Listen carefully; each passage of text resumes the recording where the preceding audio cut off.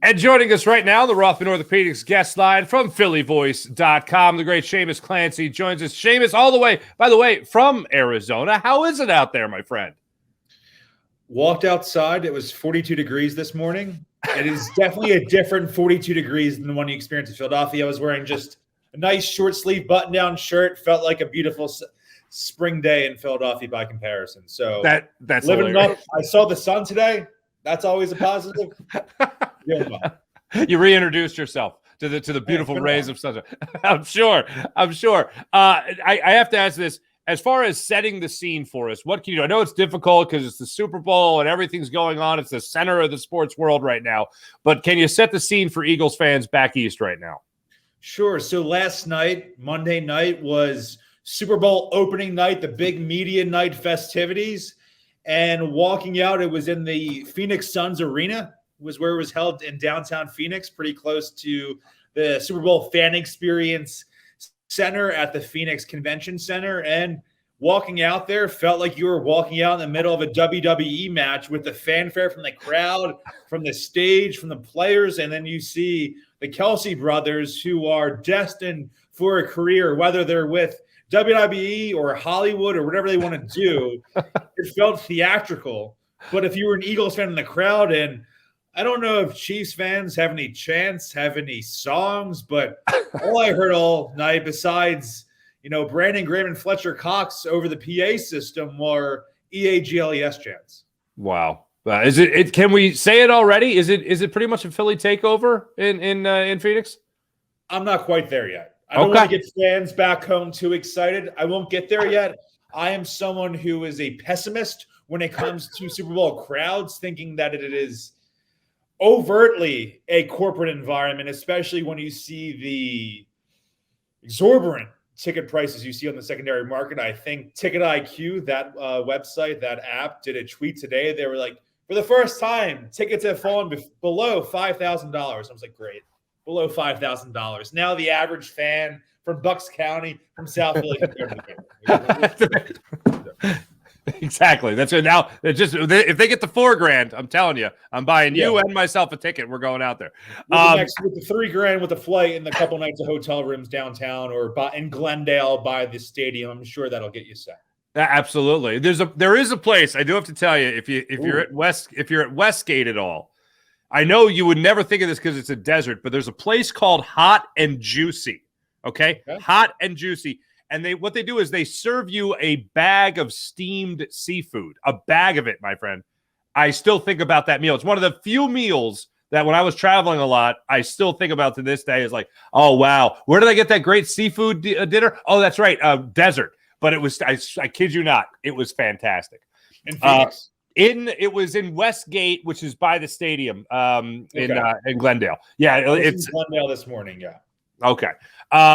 How do you think, as far as the media night festivities and all that stuff, how do you think Nick Sirianni handled his first media night? How do you think the Kelsey Jason, of course, is not his first, but obviously a lot of fanfare, as you mentioned earlier, surrounding him and his brother with the storylines galore. They're one of them, of course. But how did Nick, you think, handle that spotlight?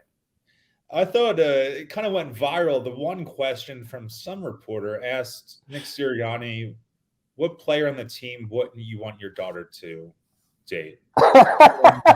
Nick Sirianni replied, his daughter is 5 years old. I don't care if Nick Sirianni's daughter was 5 years old, 4 years old, or 35 years old. Just an inappropriate question. I think that has unfortunately become par for the course with these media night things. I don't know who's doing the credentials. I don't know who's doing the screening. If I got in, I feel like a lot of different people can get in. I'll say that.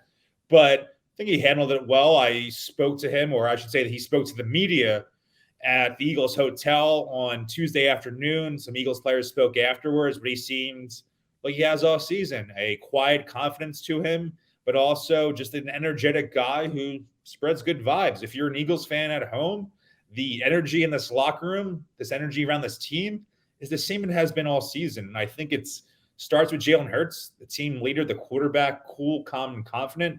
It permeates through the locker room. And then when you take into consideration the 4 starters remaining on this team that were on the 2017 team, Fletcher Cox, Brandon Graham, Lane Johnson, Jason Kelsey, they also have to tone in. That nucleus together, winning combination. Mm-hmm. Certainly. Absolutely. And, to just touch on some of the things Nick Sirianni got into during his press conference, not media night, but his press conference you just alluded to, was the foul shot reference he made. He's like, hey, when you get to the foul line, even if the crowd's going nuts, 3 dribbles, breathe, and you let it rip. And I thought that was a great analogy for Super Bowl week. There's going to be a lot of distractions, a lot of different directions you're being pulled in. Still got to focus and do the job. And I think that's one thing that the Eagles have done all season long. Even when they were perfect, they found a way, Seamus, to keep their eye on the prize.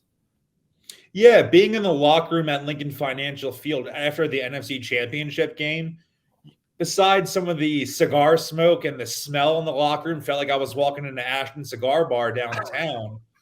The atmosphere was excited and happy, but compared to an average team, look, I haven't been around NFL locker rooms for a while. I haven't been around any outside of Philadelphia. But I have to imagine that generally they'd be a little bit more amped. I don't know if it's the equivalent of the MLB where after every round there are people popping champagne if you win the wild card round, divisional round, LCS, the way we saw the Phillies doing all fall. I don't think that's necessarily the case, but I think it speaks to the quality of players. And I mean that not just as people, but as players and where they've been. Again, I mentioned that core 4, so to speak, with Kelsey, Lane, BG, and Fletch, but the way this organization has changed in terms of their roster building construction with Howie Roseman the last couple of years, they've gone after players who've been at big programs, successful programs, guys who've won national championships. We have guys like Jalen Hurts, Devontae Smith, Landon Dickerson, Jordan Davis. These guys have won an innumerable amount of conference titles, of bowl games, but that doesn't really matter. If you're on a Nick Saban team, winning the SEC isn't the end game, right? Winning the NFC Championship game now isn't the end game for any of these guys. They won it all. Mm-hmm. I have to ask you, it's the biggest question you could ask anybody this week. How are you feeling about the Birds on Sunday? I've talked to some fans over the last week or so. Last week, the bye week. All right. And there's this confidence, but it also seems like they're uncomfortable with their confidence, right? And I think that was the case going into the NFC Championship game too, where talking to my friends, people I grew up with, fans and friends in the media and stuff like that, it seems like easily the Eagles will win, but I'm so confident. I wonder if we're on the boomerang here, right? I think like what I was saying to some media members in the Eagles press box on Sunday for the NFC Championship game 2 Sundays ago was, I assume I was young and watching on TV, but I feel like people must have been very confident going into the Tampa Bay Buccaneers game in 2002, the Carolina Panthers game in 2003, and we saw how those turned out. But man, this Eagles team's different. The 2017 team will always be special rather than dominant, right. I would say, because it's the first time. How unlikely it was. The expectations going to the playoffs were infinitely lower than they were this year. But sometimes your team you're watching, whether you're a fan, team you're covering, if you're a media member, just beats up on the other team. And they're probably the team that has the best offensive line and the best defensive line in football. When you combine those with a sound, respectful coaching staff and a quarterback that has leadership like this, an offense that's versatile like this in both in passing and running game, an offense that really, did it really play that well? Did the offense really play that well against in the NFC Championship with the 49ers? I don't really think so. I don't think they played to their capabilities. What happened? They put up 31 points on the number 1 ranked defense in the NFL. What does that tell you for their ultimate potential? And while I'm not saying this is a 2020 Tampa Bay Buccaneers beatdown, a 2013 Seattle Seahawks beatdown, I could see the Eagles winning by 2 touchdowns. Oh wow! Okay, that's an easy cover right there. And I think we've coined a new phrase in Philadelphia this week. And you alluded to it with your friends. It's kind of this cautious optimism. For me, it feels more like sheepish optimism. Like it's a weird thing. Like sheepish confidence is a phrase that jumps to mind when I think about people's predictions for this game in the Philadelphia area, in the Delaware Valley. People are looking at, like, when I talk to people in the same way that you do, it's the same response from them. It's like, I feel good. It's like they're questioning because it's Patrick Mahomes, because it's all that experience on that side of the football, that you look in the mirror and you go, wait a minute, should I really be this confident? But I think when it comes to overall better club, like even the quarterback spot is close, but overall better club, it comes to the Eagles. And I think, I don't know, agree or disagree. Maybe you have a different opinion on it, but I think far and away, it's just the Eagles' defense is so much better than the Kansas City Chiefs' defense. Yeah, and speaking towards Eagles fans, I think other than one specific season, they've been burned so many times in their life, right? And it's weird to be the favorite. When they won in 2017, as I alluded to, it's unpredictable. It was improbable. It was magical. It was special. It was the Philly special. Whereas this is what expected. This was Doug Peterson was way too early on saying this is the new normal. This is what it's supposed to be. If you're a dominant team, if you are the New England Patriots, if you're the Dallas Cowboys of the 90s, and way getting ahead of it. Not saying this is a dynasty or anything along those lines, but sometimes, again, 2013 Seahawks, sometimes your team is just dominant. You have a well-coached team. You have a great young quarterback and an elite defense. And I don't care if you're going against Peyton Manning that year as the MVP. I don't care if you're going to Patrick Mahomes MVP this year. Sometimes just a well-rounded, well-oiled machine gets it done. Mm-hmm. Is there I've been asking everybody this question. Was there a moment where you thought this team was going to do something special? The 2017 team had the clear-cut Jake Elliott field goal. It was incredible. Was there a moment like that for you this year where you looked at this team and went, oh, wow, this could really be the real deal? Yeah, so week one, the Eagles squeak out a win against the Lions. I think most fans were expecting a bigger beatdown given where the Lions have been the last couple of years, and they were a surprise team, right? They finished 9-8, I believe. They were on the cusp of the playoffs, didn't make it, but they were one of the feel-good stories in the NFL. So no one knew that in week one. So when they give up, 30-some-odd points to Detroit, and the offense looks good, the defense doesn't look good, Devontae Smith doesn't have any catches, people are freaking out a little bit. And going to that Minnesota game in week two, it's a Monday Night Football game. People were really worried about the defense. People were calling for Jonathan Gannon's job, and maybe they still are. I've become a Gannon truther this season. Just look at the results. People complain this guy isn't aggressive enough. This guy doesn't blitz enough. They had more sacks than any team in the history of organized football except one. When they went out there, they destroyed the Minnesota Vikings in week two, a team that hasn't really found playoff success, consistently a really good regular season team, a well-coached team, typically. Mm-hmm. Yeah, They just demolished them defensively with this physical attack. And while that 2017 defense was great, this team is more physical and more talented, more well-rounded. Mm-hmm. But offensively, they were great too. Jalen Hurts, everyone said last couple of years, head up, the perfect quarterback, but mechanics, accuracy, arm strength, those were all the worries for people. Now, I always thought I was a guy who, when they drafted Jalen Hurts, it was, like most people, a WTF move, WTF energy. But early on, it seemed like in 2020, the guy had a moxie to him that had been missing with the Eagles organization. He goes out there, he has that, 50, 60-yard pass to Quez Watkins for a touchdown.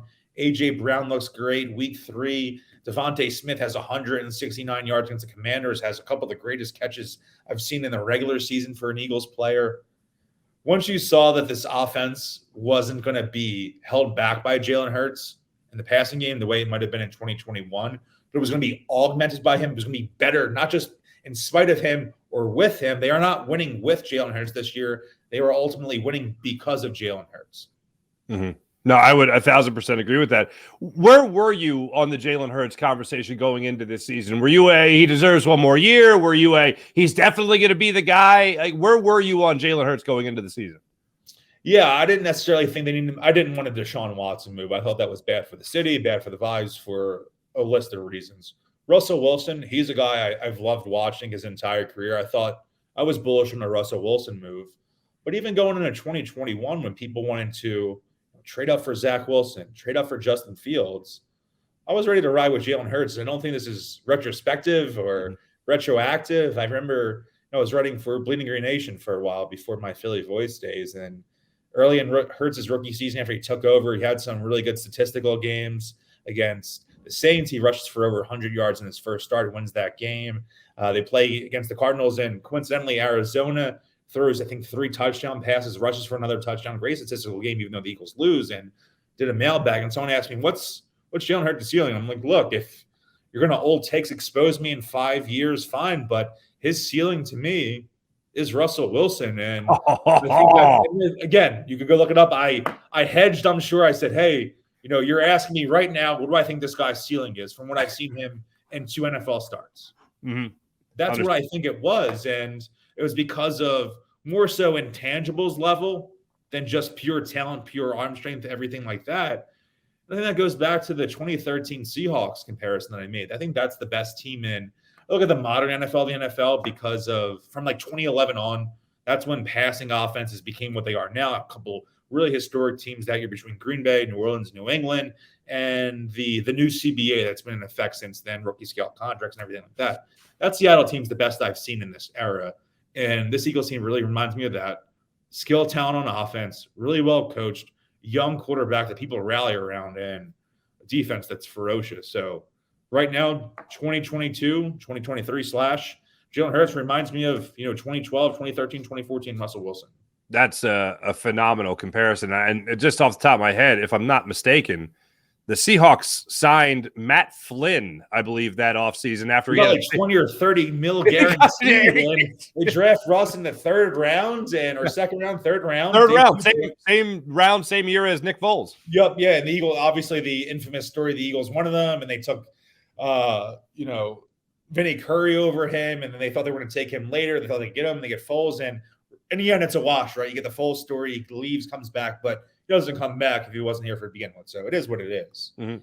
But the same way you might have thought, Carson Wentz, Jalen Hurts here to be backup. You might have signed Matt Flynn, you got Russell Wilson to be backup. Nothing in Russell Wilson's demeanor, his energy, his leadership ever had the makings of a backup quarterback. And you saw that. Obviously, Broncos country, let's ride is a disaster over the last 12 months or so. But it rings true for Jalen Hurts, I believe. Mm-hmm. No, I would absolutely agree with that. All right. You said you could see the Eagles winning by 2 touchdowns. You could see it happening that way. How do you see it playing out? What is your official prediction as of right now as we tape this on whatever the heck it is, Tuesday night going into Wednesday? What are you seeing? I tweeted it last week. It'll be in Philly Voice's staff writers prediction roundup later this week. Okay. Hitting the over hard. Eagles love it. 38, Chiefs 23. Oh my goodness. I welcome it with open arms. That would be the definition of Jalen Hurts to the rest of the league if he doesn't win MVP, which he probably won't, in terms of the regular season, might be Super Bowl MVP. That would be announcing his presence with authority to the rest of the NFL, is stomping like that on Andy Reid and, of course, Patrick Mahomes. That would be something else, man. Before I let you go, I got one more question for you because I know you're a man for all seasons. Do the Sixers make a significant move at the trade deadline? Do you see them bringing in anybody of note? I think they shed salary. It's unsexy. It's not what fans want, but I think, look, I'm never going to be in owners' pockets and say, no, this guy that's a billionaire should save a bunch of money. But I think there are longer-term salary cap ramifications that I don't necessarily agree with. I understand. I don't think there are going to be any big moves. There's no Tyrese Maxey for Kevin Durant up Daryl Morey's sleeves. But ideally, if you're a Sixers fan, maybe they dump Thibault and Korkmaz, shed some salary, and ideally can bring up we're in year what of the Embiid era. It's the trade deadline. Can they get a backup center for Joel Embiid? I've been asking this since I started blogging in my Sixers days in my youth, in my younger years, and it's still going on now. So hopes for the Sixers fans, stay steady. I thought I was burnt out on the Sixers after umpteen second-round exits, but they played really strong over the last couple of months. Respect them. James Harden has played his best basketball as a Sixer over the last 4, 5, 6 weeks. Get a little backup center help. We're not asking for Hakeem Olajuwon to be Joel Embiid's backup center. We're not even asking for if someone who was just slightly below average. It's such an infinite step up. Nerlens Noel, Andre Drummond, any of that? Yeah, Andre Drummond was the best backup center Joel Embiid's ever had. And I agree. In the playoffs, right? They trade him in the James Harden trade. And look, if you get James Harden, you get James friggin' Harden. But you can't have Greg Monroe in the Raptors series, whatever he was, a minus 14 and 15 seconds on the court. Philadelphia is just asking for baseline competency when it comes to Joel Embiid's backup. That's all we're asking for. The two worst people to be in the city, the two most maligned people, are Joel Embiid's backup center and the Eagles' defensive coordinator. That's so true. Yes. That is a phenomenal comparison as well. Seamus, great catching up as always. Safe travels to you. Enjoy your time out there in Arizona and the balmy 42 degrees you get to enjoy out there as well. Thank you. Thank you so much. Absolutely. The great Seamus Clancy joining us from PhillyVoice.com.